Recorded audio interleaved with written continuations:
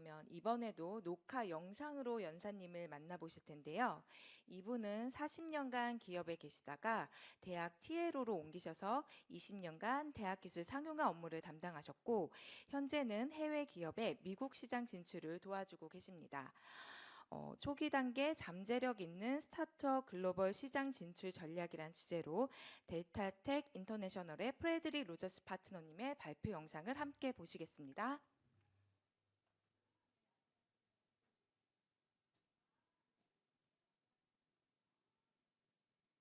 Hello and good day. My name is Fred Rogers, and it is a pleasure for me to spend some time with you today talking to you about discovering high potential startups and entering the US marketplace. Some background on me. I had a 42-year career as an entrepreneur, mostly in the technology space. The last 20 years of it, I spent commercializing university developed technology. So I am well aware of Autumn. I was a member, and I understand what it is that you do and how you do it.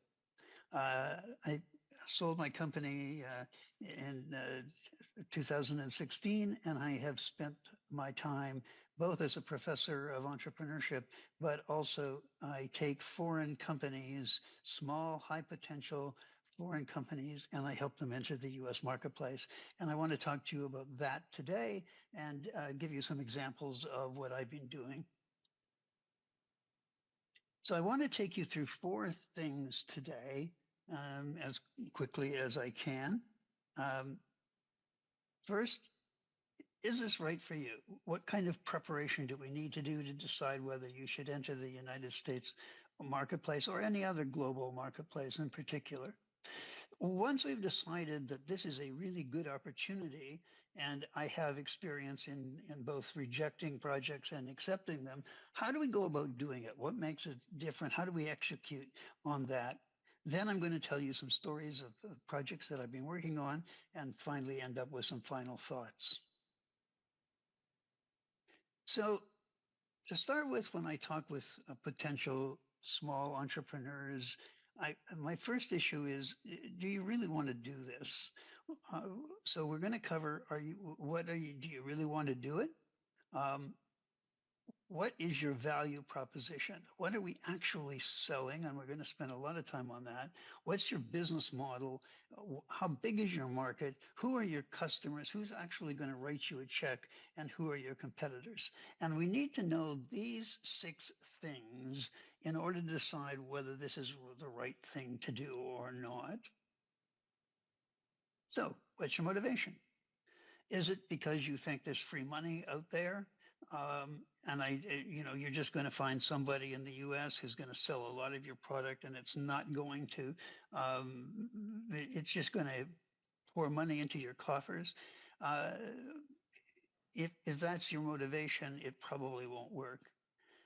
There's no free lunch. Okay? Licensing, however you're going to work at it, this is difficult. You have a new project, a new technology from a foreign country. It's going to cost you something, both emotionally and work-wise, and a little bit of money. Mostly what it's going to cost you is effort. And are you prepared to pay the effort necessary to do this?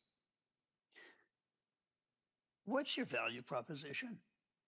Products have features, and mostly because you're university people, you've been working on projects that have incredible features, but customers don't buy features, customers buy benefits. So what is the benefit to a customer of these features that you have?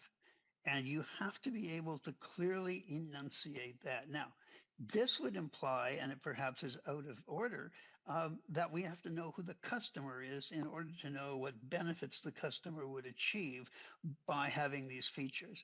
And I've borrowed a couple of graphs from business model Canvas and Osweiler's work on the value proposition, and I would encourage you to really dig into the value proposition. Products have benefits, they have experiences, they have features, but customers have needs, they have fears, and they have wants. And how do we translate that is the key part of this. If we can't do that, um, we're going to go nowhere. The other thing that I want to point out here is that in your value proposition, have you Americanized it? There are differences culturally and experience wise from an American customer to a Korean customer. Have you considered whether your proposition, whether your value proposition meets the American needs? I want to throw in this particular graph right away because it's part of my belief system that customers build products. And this is a great example of a picture. So somebody was paid a lot of money. Some expert architectural design person was paid a lot of money to design a sidewalk. But as you can see, apparently that's not what the customers want. The customers wanted something different. And so you have to be very concerned as you start out, as you start to acquire customers, that you have to listen to the customers and you have to understand what their needs and uses are. And here is I think a tremendous example of where nobody seemed to pay attention to what the actual users wanted. How big's your market? Are there enough real customers to make a profit? You know, I was told a long time ago that there's 1.5 billion people in China and they all drive bikes, and so lights for bikes would be a big winner. That's not true. You have to be able to identify how many people really need the value proposition, and you have to be hard on yourself. But on the other side, the market has to be huge because, as we're going to see in a minute, you're not going to get a very big slice of that marketplace. So if the market isn't big enough, it's going to be really hard for you to break in and to make some money. So how big is this market and do we really know what it is? We need to spend some time looking at that. What's your business model? I was working with a company that had a new ultrasonic device to give facials to women. And one of the business models was to sell the equipment to beauty salons all over the United States. The business model that they wanted was to open beauty salons and be in the retail business of selling facials to women in malls. Same technology, same features, same thing that it did, but the model was completely different. One was selling equipment, the other was opening stores in malls. And so you have to understand, what is your business model? I was involved with a company out of Macedonia that had a new piece of software for making flying drones more efficient. And the question we had to ask was there a market for selling software to people who fly drones, or was there a market for flying drones and being more efficient and capturing some value in terms of our drone was better than other people's, or our software was?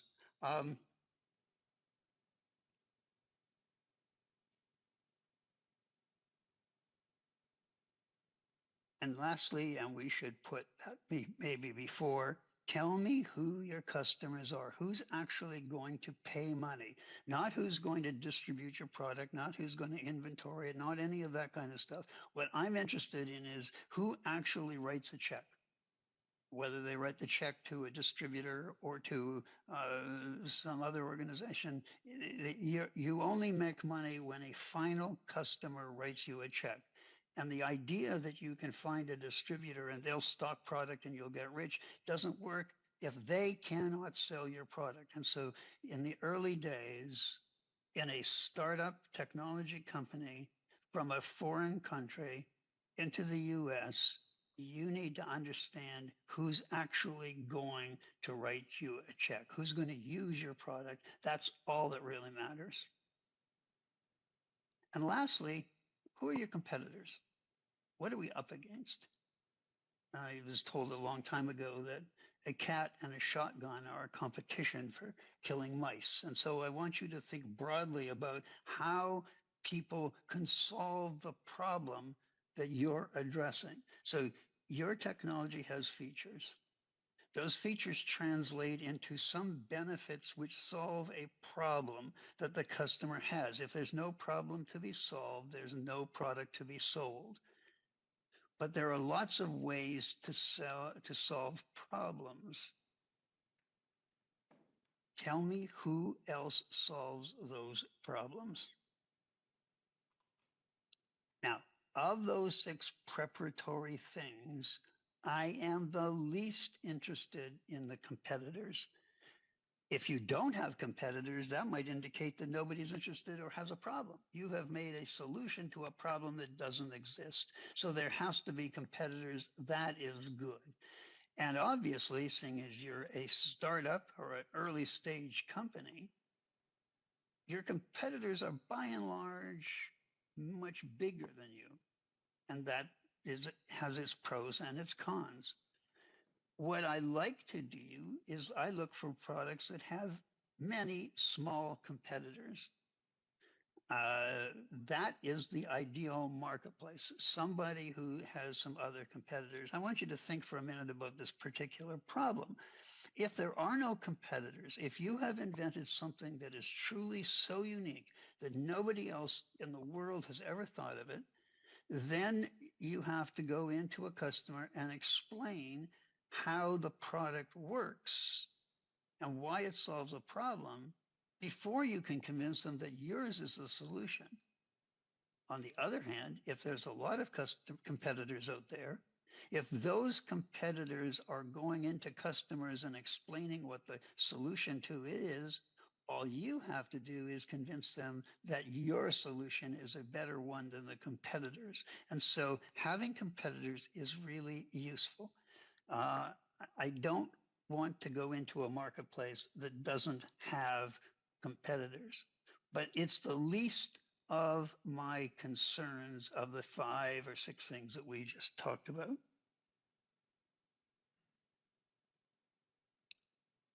So, oops, I missed, sorry. So, how do we do it? We're ready to go. We've agreed on a project.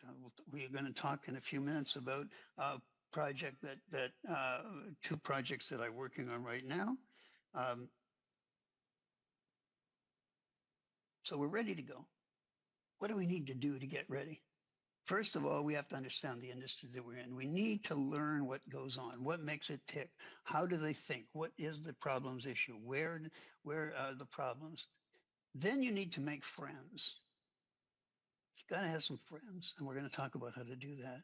I'm going to talk about the 5 A's, which is a philosophy that we used in my company. To go through the sales process, you may know of it or under different names, but you have to take customers through that, and we're going to talk about that. Then we're going to talk about finding first customers. Okay, we're going to spend some time talking about how to find innovators, because that's the issue that you're going to come to. And then we're going to talk about how you're going to overcome your perceived risk profile in the United States. I have a project of very good, spectacular technology, and the entrepreneur inventor has no concept that his product has risk. It works in his mind, it's 100%. There's no risk at all. And that's causing problems because customers have perceived risks, and there may not be any risk, but that's not where the customers are. So we're going to talk about perceived risk. So understanding the industry. I want you to figure out, how does the industry work? Who is connected to who? And the best way we're going to do that is we're going to figure out, and the key to being successful in this particular business of bringing new companies to the United States is to join associations and make friends. Okay, so the first thing we need to do is we need to find out, and I guarantee you every industry around the world has industry associations. And the first thing I do when I pick on a new project or I go to a new country is I look for the associations that the industry exists in. One of my projects, which we're not going to talk about today, but one of them has to do with selling a product to railroads, and I'm interested in the Eastern European railroads. And it turns out there are 3 associations of Eastern European railroads. And I want to join those associations. I want to learn from them. I want to be on their mailing lists. I want to get their magazines. I want to talk to people. Um, there are in the literature, there are 2 kinds of people. Okay. One are called mavens. We're going to come back to this in a minute, but mavens and connectors. So a maven is someone in the industry who knows everything. They're not necessarily going to talk about your product. They're not going to help you, but they are the go-to person in any industry. Everybody knows them in the industry, and they are the person that you would call and say, hey, what do you know about this? Or do you think this works? Or whatever. They're the most knowledgeable people in the industry. And if they don't know about you, they're not going to be able to say anything. So because your customers are going to check with the knowledge keepers of the industry, you walk in and you sell a product and your customer is potentially interested, and the first thing they're going to do is they're looking for validation. What does somebody know? And they're going to check with mavens. So you need to find the mavens. Before you start making sales calls, you need to find the mavens and you need to find connectors. Now, connectors are interesting. I've known a lot of connectors in my life. Connectors are people who won't pay much attention to what you do, but you'll tell them, this is what we do. We have a new kind of drone. And the first thing they will say is, oh, you need to talk to so-and-so. They don't really want to understand your technology, but they have a connective capacity that they can make in their heads, and you need to find those people. And thirdly, don't talk about the competitors. This is not about a battle with them. It's not bad mouthing them. It's not, just don't address that.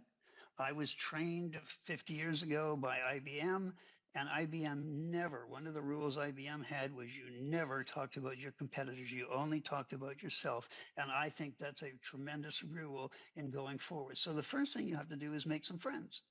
And you're going to make friends by joining the associations and by meeting people who are industry experts.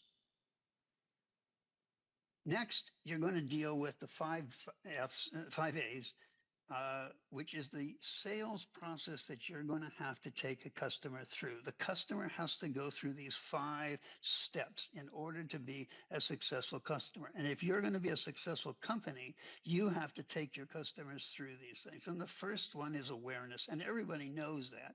You know that your problem right now is that nobody in the US knows you exist. And before they can buy from you, they have to know you exist. And so there's a whole series of steps, social media and other things, conventions and trade shows and other things that you can do and that you have to do relatively early on in order to create awareness. Now, we're going to later on in a minute, we're going to talk about awareness to who. Okay. The whole world doesn't have to know about you. Only your potential customers have to know about you. And one of the things that most companies waste a lot of money on is because they think it's a random walk and that they don't have any idea who the customers are going to be, they're going to try and let everybody know they exist, and that costs a lot of money. So you have to make your customer aware you exist, but you have to understand who your customer is before you spend a lot of money. And I think that the key here is don't spend a lot of money. You can create awareness relatively easily. The next step in marketing is acceptance. And acceptance means that the customers believe what you have to say. You can tell them all you want to, and you can be adamant that you're right. But if they do not believe what you have to say, then you're out of luck. And the question is, the question they're going to ask you or ask in their mind is this information that I'm getting, coming from a credible source? Are you credible? Now, that doesn't mean, and many companies try to do this, they try to pretend that there's something that they're not. Just because you're a small Korean startup doesn't mean you're not credible. Okay? But you have to make it clear that what you are telling them is backed up by facts, it's true. Okay. You don't have to pretend that you are Samsung. You just have to be credible and they have to accept what you have to say as true. If they do not accept what you have to say as true, and that's on them, it's not on you, they won't go any further. The next stage, of course, is adoption. They're going to write you a purchase order. They want to buy your product, and we're going to talk about that in a little while. But many of you have actually bought something and you actually never used it. It's in your cupboard somewhere. It's in your desk. You've bought something and you haven't used it. And so just having a customer buy your product and then moving on and selling to someone else isn't going to do you any good. You need to make sure that the customer actually uses the product that you sold them. First of all, you're going to learn a lot about how your product works. But second of all, you're going to get a happy customer, or maybe you have to work with that customer to make them a happy customer.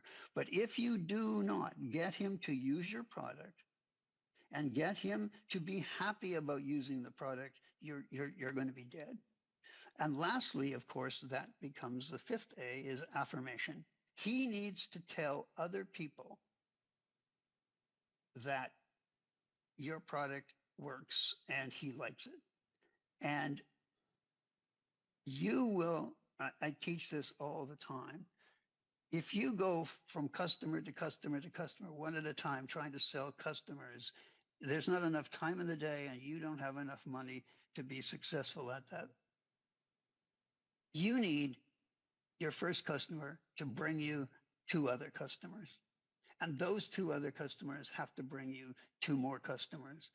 And the law of leverage, the power of two is the power that's going to drive your business. So that means we're not in the business of actually selling tens of thousands of Americans. We're in the business of selling a few Americans and lighting a fire in their head so that they talk to other people. So who are they going to talk to? You've all seen this. This is a very famous bell curve that applies to almost anything in life, and it certainly applies to selling innovative products. And everybody wants the early majority and the late majority. That's where the money is. I understand that everybody wants to have a product that sells like that, but that's not what's going to happen to you. What's going to happen to you is you are going to concentrate on this 2% of people down here.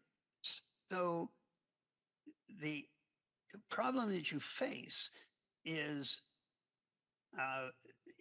if you just randomly walk through the marketplace, you have a 1 in 50 chance of finding a customer. You've got a better odds in Vegas than you do of randomly walking through your customers.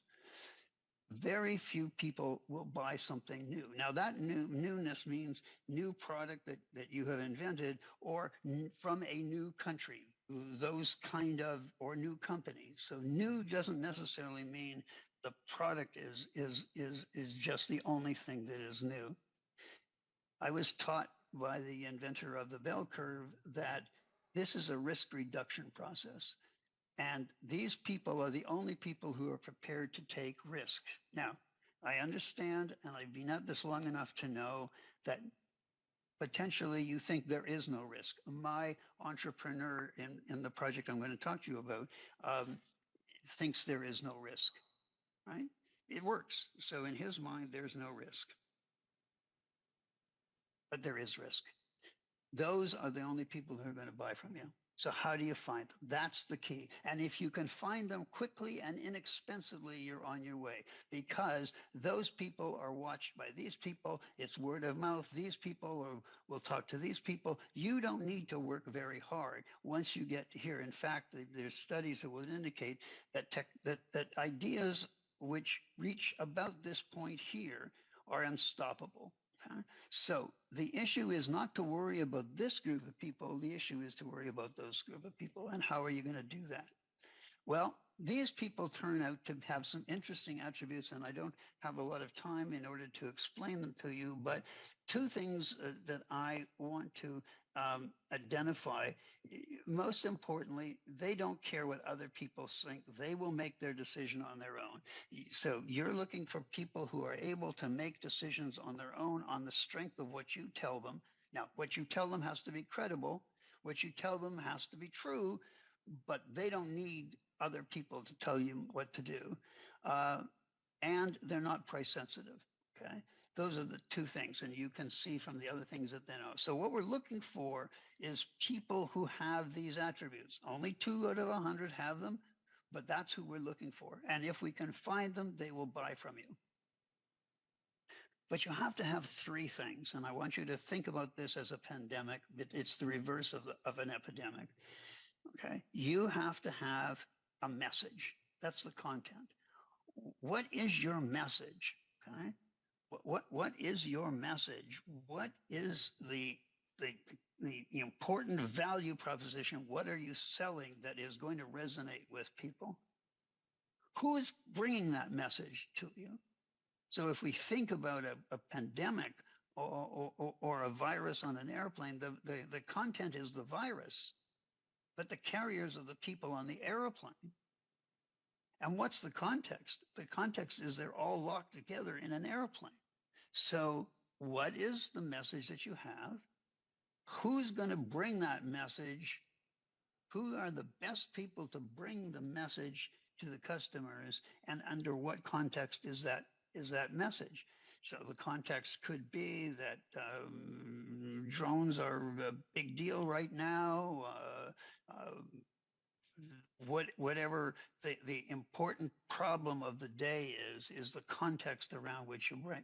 So you need to think about what is our content, what are we saying, what's our message, who's bringing it to you, and what's the environment for that. So in summary, what are we going to do? Okay, we're going to find mavens and connectors. That's important. We're going to find first customers, which are weird, by the way. Okay. But we've just talked about how we're going to go about doing that. We're going to shorten the time to their followers. We're going to make sure that whatever we do shortens the time before when they buy and when they start talking to other people. We're going to work with our first customers. We're not going to ignore them and say, oh, we got a check, we got a sale, let's move on for another sale. That's a mistake. What we're going to do is make our first customers really happy, because if we make them, make our first customers happy, they will take us to their followers. And when they take us to our followers, the sales will explode. And so I want to caution you from just going from one customer to another, trying to make them sell independently of each other. That's not the way the world works. Do you have a product risk? Of course you have a product risk. 9 out of 10 products actually fail. Okay, there's a scalability issue. There's a whole bunch of stuff. So you have a product risk that you have to address. And you also have technical risks. Does the technology scale and does it work? So there are 2 risks associated with that. And I think you need to understand and address the risks. You may think there are no risks, but there are in the customer's minds, and you need to address that. So let me tell you a couple of stories quickly. I have 3 minutes left.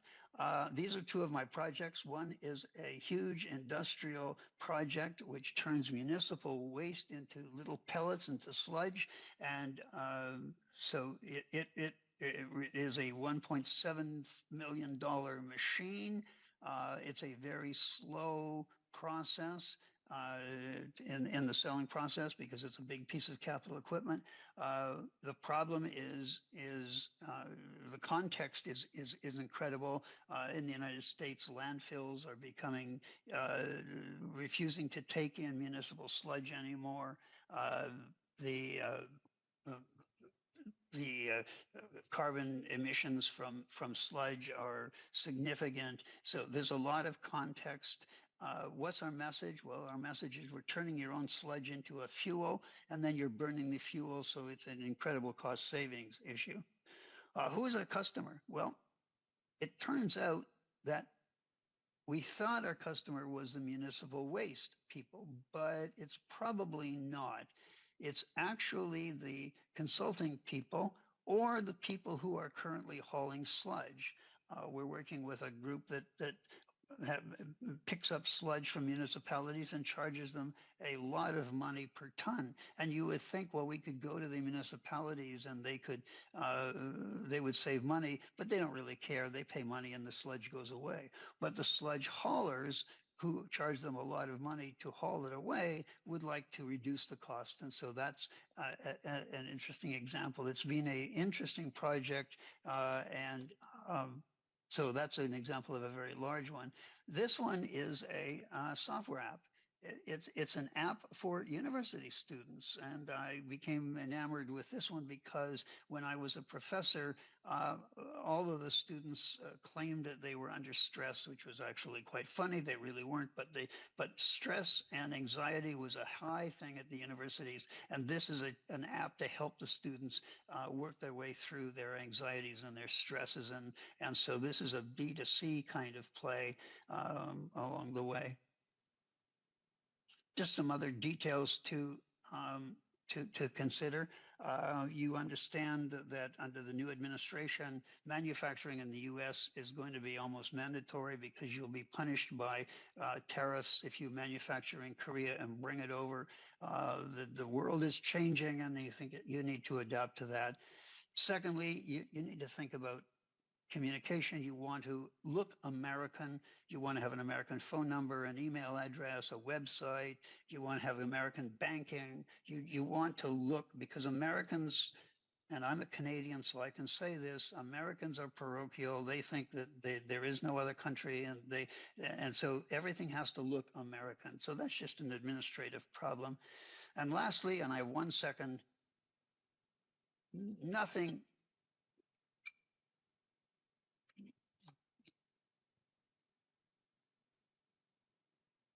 Nothing beats being at the right place at the right time. Thank you so much for listening. I hope this has been helpful, and I'd love to hear from any of you if you have any more questions. Take care.